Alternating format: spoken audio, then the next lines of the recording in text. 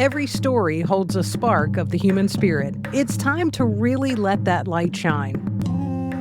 This is Conjuring the Human Spirit, hosted by Shawn Meeks, a space for honest conversations, deep connection, and the shared journey of being fully alive. This season, Shawn also welcomes guests who open up about their own transformations and experiences, reminding us all what it means to heal, grow, and thrive, one story at a time. You're invited. Let's begin. Hey everyone, welcome back to Conjuring the Human Spirit. My name is Shawn Meeks, and I'm so glad you've decided to join me. It's a new week already, and if you would, why don't you just share a breath with me?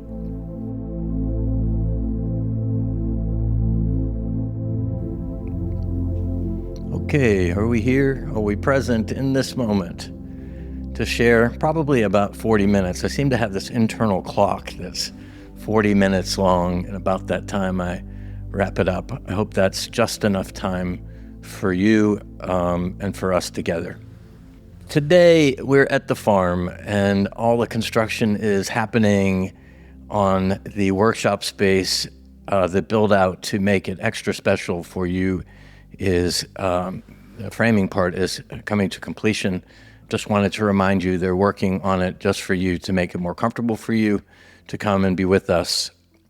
The magic of listening is filling up. That's the workshop. This will be the third time we're doing it. It's at the spring equinox on March 20th, 21st, and 22nd. And there's still spots available, though the farm is filling up for accommodations here. Only 12 of us will be here, and there's 4 of us that have signed up already. So get your spot now. Winter is about to arrive, and spring will be here before you know it. Today, we're going to talk about more about the human spirit, more about how to free up energy. You know, my goodness, we are all so distracted and triggered by so many things, particularly at this time of year. When you're sitting with family, I say, those people that are pushing your buttons are actually the ones who created them. So they know exactly where they are. And I think some of them like to see what happens when the button is pushed. And so what we're going to talk about today really is about, first of all, about how buttons are even created, and then what to do about it, how to alleviate those pressures, even if those buttons are pushed. And the simple teaching by Don Miguel Ruiz is from the 1990s, and it's a book called The 4 Agreements. And don't tune out. Many of you have heard about it and say, oh, I know that. Oh my God, I read that in the 90s. Oh, or I've read that. Someone told me about that. Listen, this simple teaching is so hard. It is so hard to make this part of the spirit of you in every day, unconsciously. It's one thing to say, I don't do that. I don't do those 4 things that he told me to do, and consciously thinking about it. It's another thing to have it embedded in your spirit. So it just becomes a way of being. And I use this with my clients over the years as it's called for, and many of them say that this fundamentally has been the most important teaching that they've ever learned. And I read the book in the 90s about 5 times or so, and I picked it up even before I started working with people, just as I was doing personal growth. And then when I got certified as a coach, I picked it back up again, and it had been about 6 or 7 years. And humbly, I say, when I read it again, I was so amazed and proud of myself that I actually had incorporated these 4 agreements in my everyday life, and I didn't even know it. So that's what I was talking to you about. Yeah, it's one thing to know them, and it's another thing for them just to become an unconscious way of being. And I want to encourage you to listen to them today, to get the book. I meant to grab it. I didn't grab it. You can Google it and pull it up. It's a simple book, easy read, like it's like this big, and so easy to read. And the principles seem so easy, but they are so hard. Don Miguel Ruiz is a Toltec shaman, and that's a Mexican shaman. This was taught to him by his people, and he's teaching it to us white folks. And the book really starts off by talking about the domestication of the human being. And similar to, when you get a puppy, I was going to say a cat, but a cat just does what it wants to do. But when you get a puppy, there are certain things. When the puppy does what you want it to do, you give it a treat. And, ultimately we're training this critter to do what we want it to do so that we can live in peace. And similarly, this is what happens with the four agreements. This is what happens with the domestication of the human being. We actually have become a self-domesticating creature. So the teachings of our forefathers and their forefathers and so on and so forth have just been auto-taught throughout the years in such a way that we don't even have to learn anything anymore. It's just on autopilot. And I just want to suggest too that some of these things are changing as technology changes. The domestication of the human being is changing.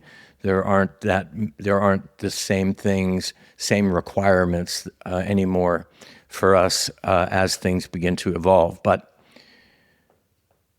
along the way, we these buttons, as I was saying earlier, they are created, and these ways of being are really called agreements. And we make agreements in our spirit about what's acceptable. Things like girls don't do that, boys don't wear pink, girls can't do this job, all these gender role agreements that we make. And then there are just agreements on how to behave in society in general, the courtesy and how to behave and how to act. And then there are just you've got these micro agreements that happen within our household. And these are the ones I was talking about that are created by the people that you're spending time with, particularly this time of year. I like to tell the story about a young boy who is standing at the kitchen sink doing dishes with his sister, and his sister starts singing, "The hills are alive," and the boy says, "With the sound of music." And the dad walks in the room and he says, "Boys don't sing, boy. That's for girls. Boys don't sing." And it's that suddenly the boy feels shame and he never sings again. Because boys don't sing. We do these and make these types of agreements. How sad is that, first of all, right? And he made an agreement in his spirit based off of what was taught to him that he doesn't and shouldn't sing. And maybe this was some agreement that his dad had, and someone told him that, or his dad is afraid that his son is too feminine, or all of these sorts of things. And so the boy never sings again. So as we create and make these agreements in our spirit, these become our way of being in the world. And having and learning and understanding all the different agreements that we make, only then can we begin to change these agreements. Some people call them the first attention. So the attention of just creating our ways of being based upon who other people, how they told us we need to behave. And then there comes a point in our life when we step into this place called the second attention, where we are recognizing these ways of being consciously and then saying, hey, does that agreement fit anymore or not? And is that something I really want, or do I want to change it? Similar to what I was discussing last week when we were talking about lust and ways of being as it relates to engaging with things of a lustful nature.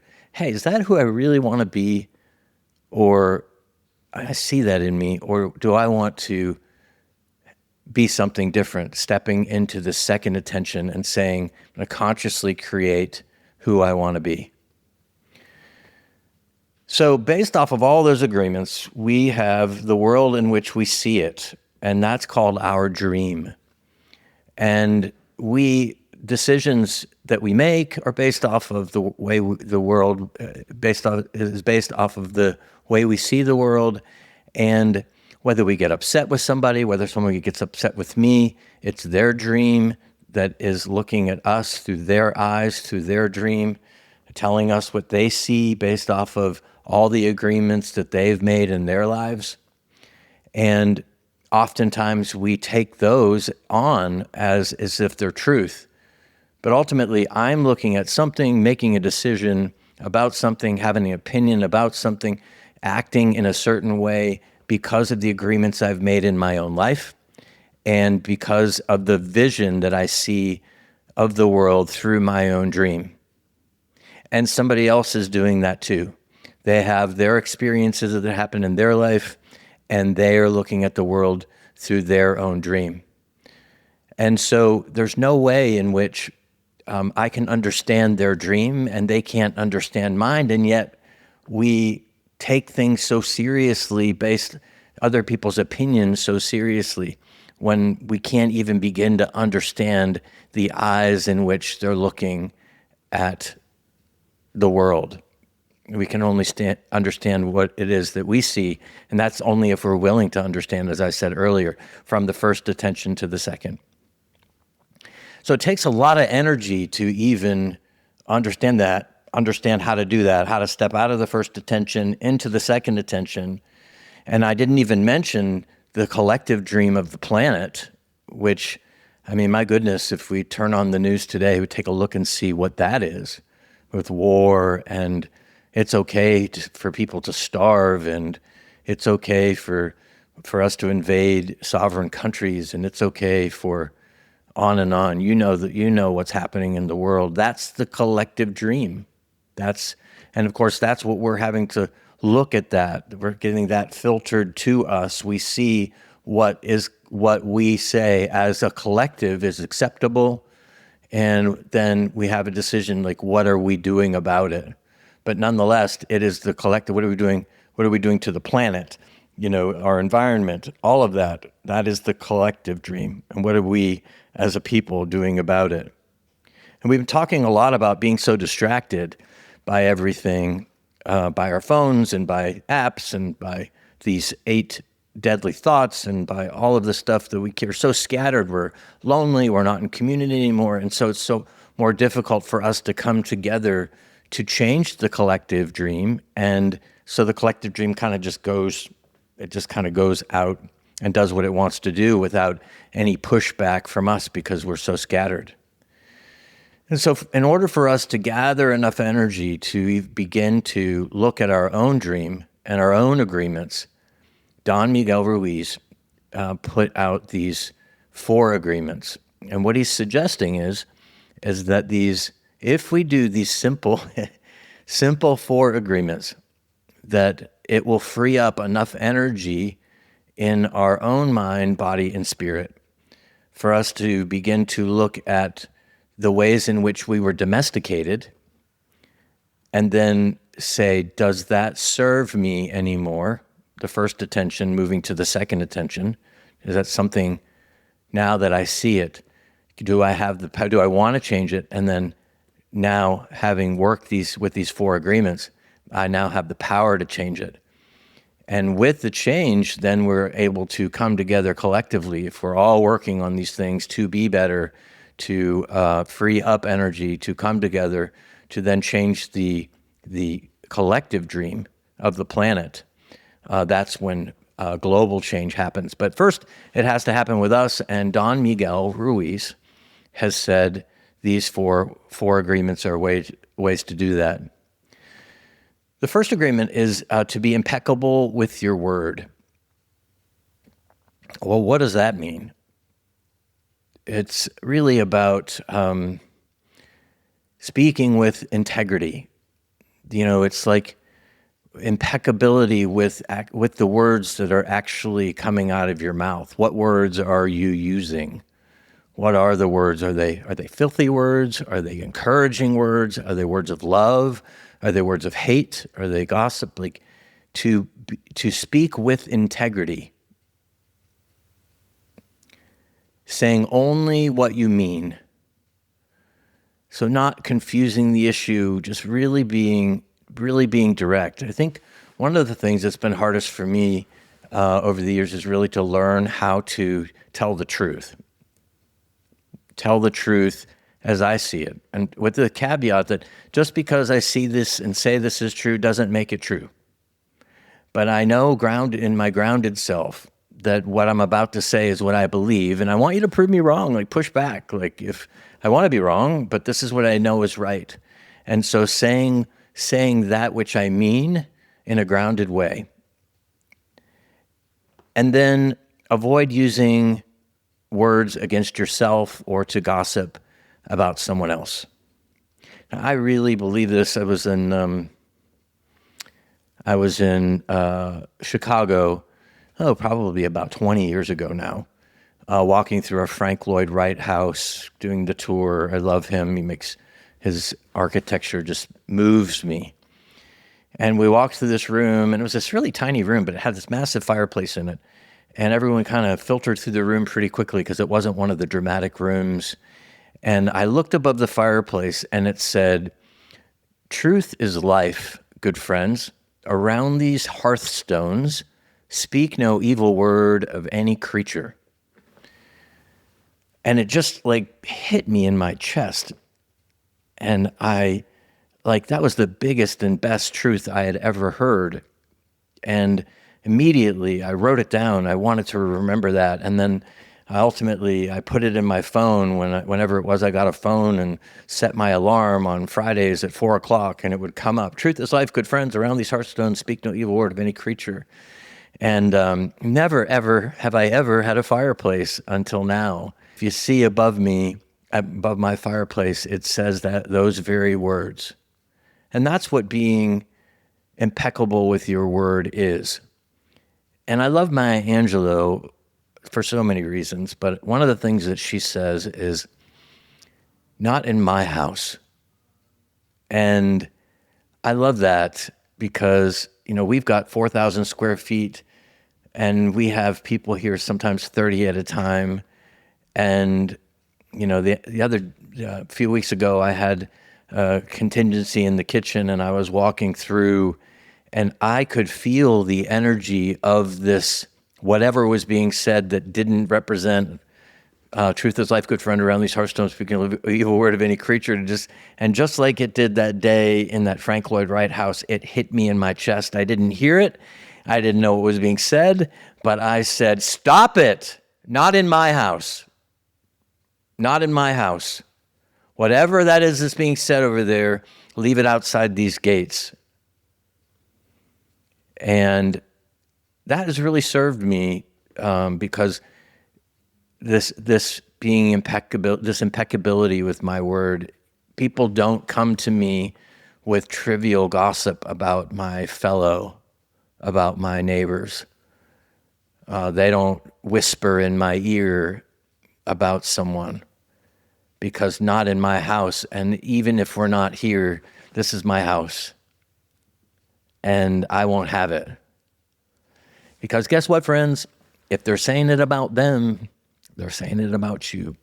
And I don't know, let's love. So I'll say that about that. Let's move on to the second one, which is not to take anything personally. Don't take anything personally. Whoa. That's hard to do. Remember what I said when I first started talking, which is nothing or everything that is said, everything that is seen from someone else is seen through their dream. So when they say something to you, it's based off the agreements that they've made already in their own mind and heart. It's not to say we can't be here for constructive criticism or criticism of love or things like that, but always keep in mind that when something's coming your way, that's coming from their dream. That's coming from a filter that's filtering through their eyes, and they're telling you what they're seeing. So don't take it personally. Nothing others do or say is because of you. What they do say is a protection of really their own reality. So it really further helps them to justify what it is they're saying to you. One of the things I really like about this one is don't even take personally things that are said that are nice. And that usually throws people for a loop. And it's a practice that I am practicing always. Remember when we were talking about those 7 deadly sins or those 8 deadly thoughts? One of them is pride and ego, and when someone is coming at me with all this praise, as I said, this podcast is in the top 25% for the category nationwide in the first season, and I'm proud of that. But remember saying in the episode about tingling in my spirit, tingling in my heart, I grab hold of this stuff and begin to take things personally. Say, oh my God, you were amazing, or your workshop is amazing, you're great, your house is absolutely gorgeous. All of these filtered things through the dreams of others, right? And so the perspective that I hold is really, I call it, lay my head down on the pillow at night. That's what I call it. And at the end of the day, I have a responsibility to the spirit of me. Have I done the best I could do today? Have I hurt anyone? Have I said anything that I need to clean up? Have I, when I'm looking in the mirror, when I'm laying that head down on the pillow, that's the only person that I have to check in with, because this is my dream. I'm following what I'm supposed to be doing, and I'm doing it to the best that I can. And so that is the only gauge by which I should modify with. Again, it's not that I can't take constructive criticism, but also remembering where that's coming from. What are the motives and intentions for those things that are being said? And then having people in my hula hoop that I really trust, that I know will tell me the tea about what I'm doing wrong, what I'm doing right, in love. That's most important. Another agreement is don't make assumptions. I was terrible at this. Maybe you guys are too. I'm curious on which ones of these is hitting home for you, but they all kind of hit home for me about this. This next one, though, about not making assumptions. I was terrible about having a contractor come out and say, oh, yeah, I can do that. Absolutely. I can absolutely do that. And I'll start next week. And it'd be no problem. It's actually my expertise. And fantastic. And I said, great, I'll see you next week. And I'd leave, and Jeff would say, well, how much is it going to cost? So, I don't know. I didn't ask. I didn't ask because I didn't want to know. It's like that's what making assumptions, not making assumptions is all about. It's about asking those things that you really don't want to know. You've got to get as clear as you possibly can about a situation and not make stories up, not make situations up in the way you wish or hope that they would be, And I found over time it's really about getting things in writing so that we're really clear. Write it down. So you'll do this and you'll do that and you'll do this. And there's just so much more peace in knowing what is actually happening instead of sitting back and thinking, well, I think that's what's going to happen, because ultimately, it's going to serve them, not you. And then there's going to be hurt feelings, misunderstanding, and chaos. And the final one is to always do your best. And this goes back to what I was saying about laying your head down on the pillow at night. If, in fact, I'm stepping forward in my life, as I am in this moment talking to you, as I'm building out the space, as I keep my commitment to speak with my nephew this morning, as I keep being impeccable with my word, as I'm just doing my best, recognizing that my best is sometimes better than others. Most recently was not feeling well, and just kind of when I herniated a disc in my neck, I was out there picking up pine cones, and that was the best that I had. And laying my head down on the pillow and saying, wishing that I was doing this, wishing that I was, really working hard on the land, but recognizing that that's all I could do, and that was my best. And then that really, it gives me grace to give myself a pass, to not have self-judgment, because I can't do any better than my best. And even when somebody comes at me and they say something or have an opinion, A, right, we're not taking it personally. But B, as a second layer of protection, it's like, did you do your best? And so all of these are super hard to do. If we're being impeccable with our word, we're not taking anything personally, don't make assumptions, and doing our best. How does that sound? Does it sound easy? Does it sound hard to you? Does it sound like a way in which you can incorporate into your everyday life? I would encourage you again to get the book and read the book, because the beginning of the book really outlines and goes a little bit deeper into the domestication of you and the creation of the agreements that are in you, and then the dream in which the creation of that allows you to see the world. And when you have a deeper understanding of that, and the deeper understanding that everyone else is also doing that, then it offers a lot more grace to yourself, particularly for those that have opinions about what you're doing. When these agreements become a natural part of your life, can you imagine if you're not taking things personally, how much energy that would free up? Can you imagine if everything you said you would do that you actually just did, how happy you would be knowing that you're an honorable man, knowing that, or an honorable woman, knowing that everything you say you're going to do, you actually do. And if you're not going to do it, you'll let people know that you're not going to do it. How much drama-free that would be if you weren't taking it personally, you were doing what you said, if you had everything in writing and you were clear about what people were going to do and how they were going to do it, and you were clear about what you were going to do and how you were going to do it. And then you can simply point to a piece of paper and say, this is what we agreed on. We didn't make any assumptions. And then ultimately, if having done all that, how can you do any better than that?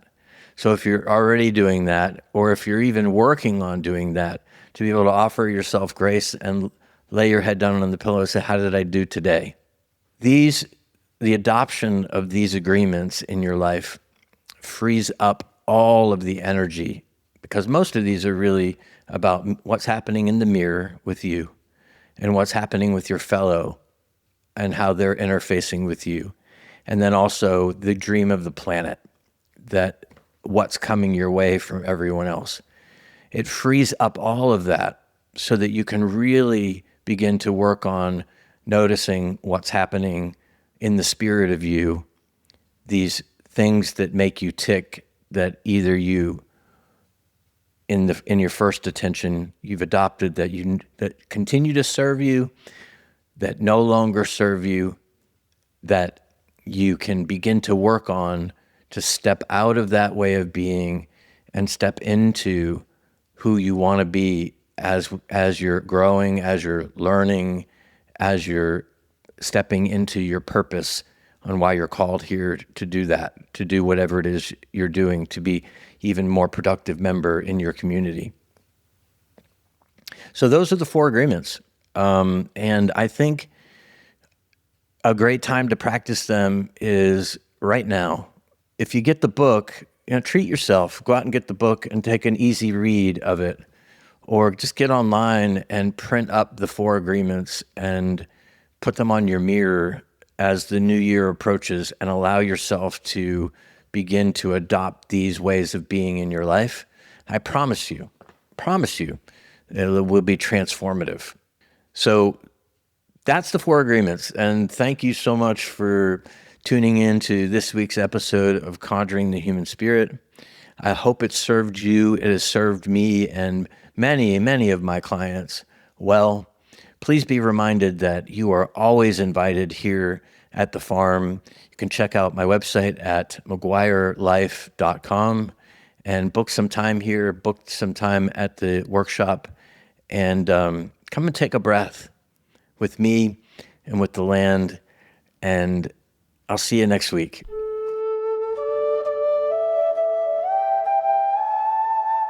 You've been listening to Conjuring the Human Spirit with Shawn McGuire Meeks. To connect with Shawn, learn more about working one-on-one, or to grab your spot for an upcoming workshop, visit mcguirelife.com or tap the link in this episode's description. Thank you for joining us, and remember, you're not alone.